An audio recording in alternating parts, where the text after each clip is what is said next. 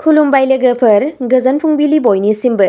नोंथांमोनखौ गोदान भिडिअ'आव आरो फिन खेबसेबाव बयखौबो बरायनाय बावहरग्रोनाय जाबाय।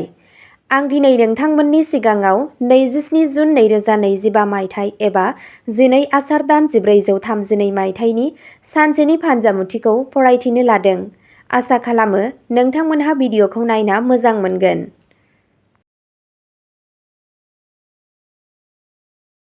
मेष राशि। दिनै फिथाइफोरा नोंथांनि फारसे जागोन। खामानियाव माखासे जौगानाय गाहाय जानो हागौ। नोंथांनि थाखुमानाय सुथुरफोरनिफ्राय सांग्रां जा, जाय नोंथांखौ खहा खालामनो नाजानो हागौ। नोंथाङा सम सम नोंथांनि गागि आरो लोगोफोरनिफ्राय मदद मोनगोन। रांखान्थियारि महरै नोंथाङा रैखाथि गोनां थागोन, नाथाय जायखिजाया रां थिसननायनि सिगां आरजाथावै साननो रोखा खालाम। सासे खाथि सुबुंनि खामानिफोरा नोंथांखौ गोसोआरि महरै दुखु होनो हागौ। सासे लोगोनि बोसोनआ हेफाजाबारि जागोन। दावबायनाया मुलाम्फा गोनां जागोन। नोंथांनि दिनैनि खाफालगोनां दिगआ जादों साहा, खाफालगोनां अनजिमाया जादों 1 आरो खाफालगोनां गाबआ जादों गोजा गाब। वृषभ राशि। दिनै न'आव सासे बाहागिनि सौफैनाया नखराव मोनसे गोजोन आबहावा सोमजिहोगोन। नोंथाङा बिसोरजों रंजानो थाखाय बबेहायबा बायजोआव थांनो हागौ। नोंथांनि रांखान्थियारि थासारिया गोख्रों थागोन। नोंथाङा हरखाबै मोजां खौरां मोनगोन, जाय नोंथांनो नोंथांनि जिउखौ गोदान लामाजों थांनो खाबु होगोन। नोंथाङा सानथांखि खालामबाय थानाय माखासे गोनांथार हाबाफोरा आबुं जागोन। नोंथाङा गेदेरफोरनिफ्राय बोर मोनगोन। खामानिनि जायगायाव दिनै नोंथाङा नोंथांनि खामानिनि थाखाय बाख्नायनाय मोननो हागौ। नोंथांनि दिनैनि खाफालगोनां दिगआ जादों सानजा, खाफालगोनां अनजिमाया जादों 5 आरो खाफालगोनां गाबआ जादों रेजें गोजा गाब। मिथुन राशि। रां थिसननाया मुलाम्फा गोनां जागोन आरो जौगानाय लाबोगोन। गोसोआरि जिंगाया एसे बाङाइ जानो हागौ आरो दिनै नोंथाङा गोजोननाय मोननो हागौ। नोंथांनि मोजां मोनलायनाय सोमोन्दोआव गोदै फैगोन। नोंथाङा नखरनि सोद्रोमाफोरजों गुन गोनां सम हगारनो हागौ। खुसि आरो गोजोनआ नोंथांनि नखरारि जिउआव थागोन। मिथुन राशिनि सुबुंफोरा अननाय आरो उदारथि दिन्थिनो हायो। गोसोआरि गोजोन गैयै आरो देहायारि उसुबिदा जागोन। खालि मोजां साननायफोरखौ नोंथांनि गोसोआव हाबहो। नोंथांनि दिनैनि खाफालगोनां दिगआ जादों खोला, खाफालगोनां अनजिमाया जादों 6 आरो खाफालगोनां गाबआ जादों रेजें गोथां गाब। कर्क राशि।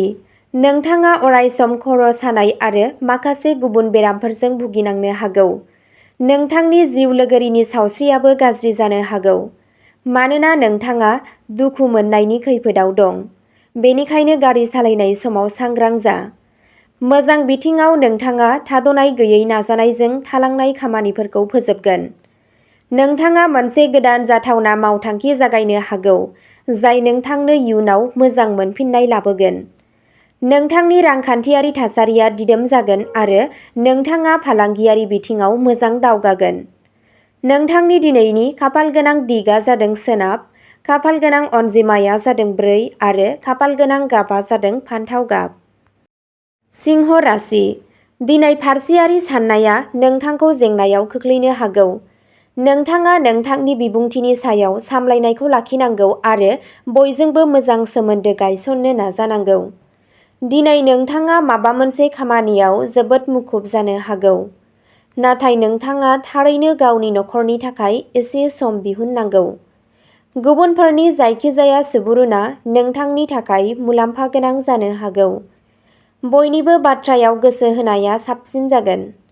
गथ'फोरा दिनै फरायनायनिख्रुइ गेलेनायनि फारसे बांसिन गोसो होगोन। नोंथाङा गथ'फोरनि सायाव नोजोर लाखिनांगौ। फिट थानो थाखाय नोंथाङा नेमबादियै ब्याम खालामनांगौ। नोंथांनि दिनैनि खाफालगोनां दिगआ जादों सोनाब, खाफालगोनां अनजिमाया जादों 1 आरो खाफालगोनां गाबआ जादों खमला गाब। कन्या राशि। दिनै मावनाय हाबानिफ्राय नोंथाङा मुलाम्फा मोनगोन। जुनियायै जुदि नोंथाङा राङारि आयदाफोराव नांथाबना थायोब्ला, नोंथाङा नोंथांनि नाजानायखौ आबुं फिथायफोरखौ नुनो मोनगोन। गावनि गथ'फोरखौ लामा दिन्थिनो रोखा खालाम। नोंथाङा माब्लाबा माब्लाबा गावखौ फोथायनायनि आंखालखौ मोनदांनो हागौ, नाथाय नोंथाङा नोंथांनि लामायाव फैनाय हेंथाफोरखौ बारग'नो हागोन। नोंथांनि न'आव हेंथा-हेंसिफोरा सुस्रांजागोन। बेनि उल्थायै नोंथांनि फालांगि एबा खामानिनि आबहावानि समा जोबोद मोजां। गावनि गावारि जिउआव गुबुनखौ आखाय होनो दाहो। नोंथांनि दिनैनि खाफालगोनां दिगआ जादों खोला, खाफालगोनां अनजिमाया जादों 2 आरो खाफालगोनां गाबआ जादों गुफुर गाब। तुला राशि, बे समफारिया गलाय-गथाय गोहोम होयो। बे समा जिउराहायारि आरो रांखान्थियारि दावगानाय आरो मान मोननो थाखाय साबजाथाव। नोंथाङा धोरोम गोनां जागोन आरो बेरेखानि आयदायाव देरहासार जानो हागोन। जेखि जाया मानो नोंथाङा नोंथांनि गोसो मोन्दांथि आरो सानथौफोरनि बादै सांग्रां जानांगोन, मानोना बेफोरो सोमोन्दो बानायनो एबा सिफायनो हागौ।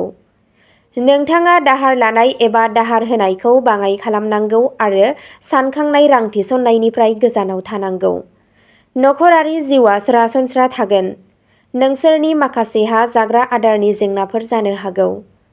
नोंथांनि दिनैनि खाफालगोनां दिगआ जादों सानजा, खाफालगोनां अनजिमाया जादों 9 आरो खाफालगोनां गाबआ जादों गोजा गाब।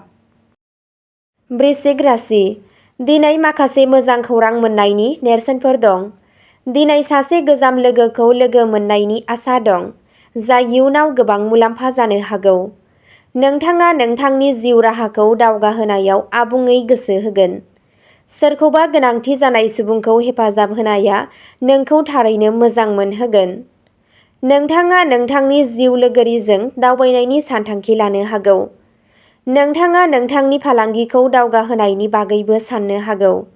नोंथांनि दिनैनि खाफालगोनां दिगआ जादों सा, खाफालगोनां अनजिमाया जादों 8 आरो खाफालगोनां गाबआ जादों गोसोम गोथां।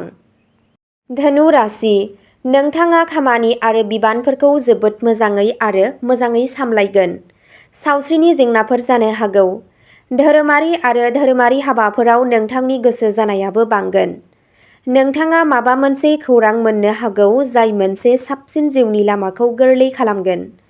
माखासे समाजारि एबा धोरोमारि सिबिनाय हाबाफारिफोरखौबो मावनो हायो। न'निफ्राय ओंखारलांनायनि सिगां बिसोरनि आथिंखौ दांनानै गेदेरफोरनि बोर ला। नोंथाङा लोगोफोरजों गोबां सम हगारगोन, नाथाय गारि सालायनाय समाव बांसिन सांग्रां जा। नोंथांनि दिनैनि खाफालगोनां दिगआ जादों खोला, खाफालगोनां अनजिमाया जादों 4 आरो खाफालगोनां गाबआ जादों हाथफ्ला गाब। मकर राशि, नोंथाङा नोंथांनि आन्दोनि सुथुरफोरजों सोमजिनाय जेंनाफोरजों मोगा-मोगि जानांनो हागौ।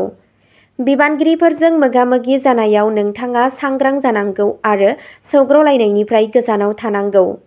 मोनसे जिउराहायारि आयदायाव माखासे गोदान सोलायनाय फैनो हागौ। नोंथांनि सावस्रिया एसे गोहोम गोग्लैनो हागौ। खरसाया गोबां बांनो हागौ जाय नोंथांखौ नारसिननायाव लाखिनो हागौ। हाबा जायै सेंग्राफोरनि जिउआव मोजां मोनलायनाया हाबनो हागौ।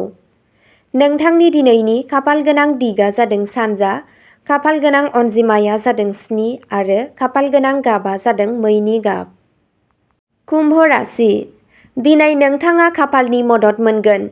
आयखौ बांहोनो थाखाय नोंथाङा सोरनिफ्रायबा मदद मोननो हागौ।